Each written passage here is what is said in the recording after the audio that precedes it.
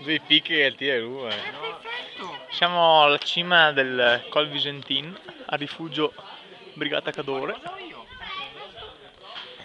Il tempo è molto bello, per fortuna l'aria è piuttosto secca e la condensazione avviene a quote superiori della cima. Questa è la compagnia San Giacomese, i residuati della salita. La visione è verso il Monte Pizzoc e laggiù la pianura verso Vittorio Veneto, e oltre si vede anche il mare oggi, grazie alla limpidezza di questa giornata.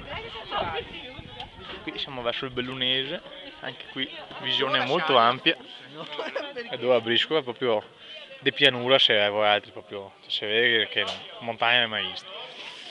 Allora, Valdobbiadene, Pian delle Femmine, sempre accompagnano camerata. Da lì Colli Ugani, proprio una visibilità, si vede nettamente proprio la linea dei cumuli, molto speciale.